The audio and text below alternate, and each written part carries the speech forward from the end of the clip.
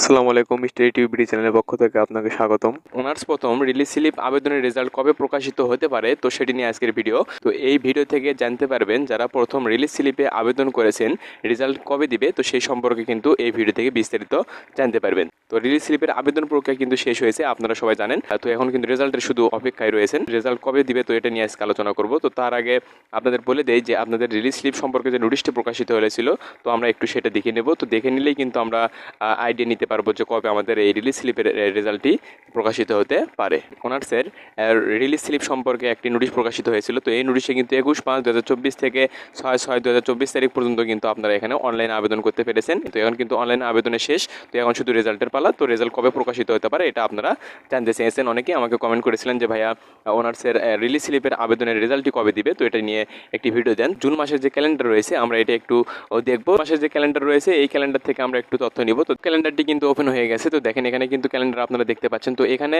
তো ক্যালেন্ডারে মূলত যে বিষয়টি হলো 6 তারিখ থেকে যেহেতু আপনাদের রিলিজ স্লিপের আবেদন শেষ হয়েছে, আবেদনের তারিখ কিন্তু শেষ হয়েছে। তো এখন কিন্তু 3 থেকে 4 দিনের মধ্যে কিন্তু আপনাদের এই রেজাল্টটি প্রকাশিত হবে। অর্থাৎ এখানে 10 কিংবা 11 তারিখে কিন্তু আপনাদের রেজাল্টটি দিয়ে দিবে। তার ওয়েবসাইটে কিন্তু তারা এই 10 কিংবা 11 তারিখে তারা এই রেজাল্টটি ওয়েবসাইটে কিন্তু প্রকাশ করবে। তো এখানে ঈদের আগে যেহেতু একটা বিষয় রয়েছে, তো এখানে কিন্তু ঈদের আগে যেহেতু রেজাল্টটি যদি প্রকাশ করে, অর্থাৎ রেজাল্টটি কিন্তু প্রকাশ করলে 2 থেকে 3 দিন বা 4 দিন কিন্তু এরকম আপনাদের কিন্তু ভর্তি প্রক্রিয়ার কার্যক্রমটি চলবে। তো তারপর ঈদের ছুটি চলে আসবে। তো ঈদের ছুটি শেষে কিন্তু আবার তারা কিন্তু এটাও করতে পারে যে ঈদের ছুটি শেষে তারা কিন্তু আবার ভর্তি কার্যক্রম কিন্তু শুরু করতে পারে। অর্থাৎ ঈদের আগে রেজাল্টটি দিবে এবং প্লাস 2 থেকে 3 দিন তারা কিন্তু ভর্তি প্রক্রিয়া কার্যক্রম সম্পন্ন চালু রাখবে এবং ঈদের পরে গিয়ে ঈদের ছুটি শেষে কিন্তু পুনরায় আবার তারা কিন্তু ভর্তি প্রক্রিয়ার কার্যক্রমটি তারা কিন্তু চালু করবে।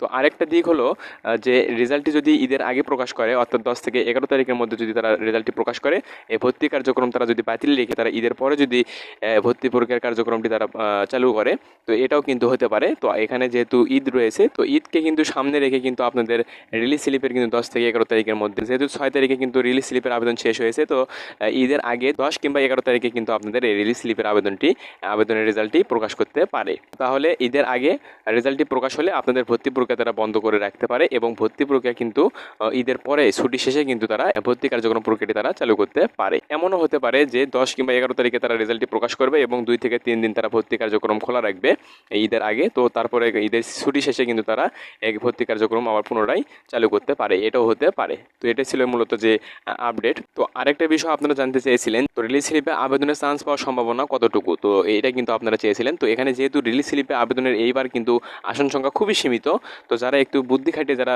চয়েস দিয়েছেন, কলেজ পয়েন্ট হিসেবে যারা একটু বুদ্ধি খাটিয়ে যারা কলেজ চয়েস দিয়েছেন, তো তারা কিন্তু অনায়াসে কিন্তু এখানে চান্স পেয়ে যাবেন। তো এখানে মূলত যে বিষয়টি হলো রিলিজ স্লিপে কিন্তু একটি মাত্র কলেজে একটি ডিপার্টমেন্টে কিন্তু রিলিজ স্লিপে চান্স পেয়ে যাবে। আর যারা চান্স পাবেন না তারা কিন্তু সেকেন্ড যে রিলিজ স্লিপ আসবে, তো এটা কিন্তু ঈদের পরে যে ভর্তি কার্যক্রম রয়েছে এই ভর্তি কার্যক্রম শেষে কিন্তু আবার কিন্তু সেকেন্ড রিলিজ স্লিপের আবেদন আপনারা করতে পারবেন। যারা প্রথম রিলিজ স্লিপে চান্স না পাবেন, তো তাদের জন্য কিন্তু একটু সমস্যা হয়ে যাবে।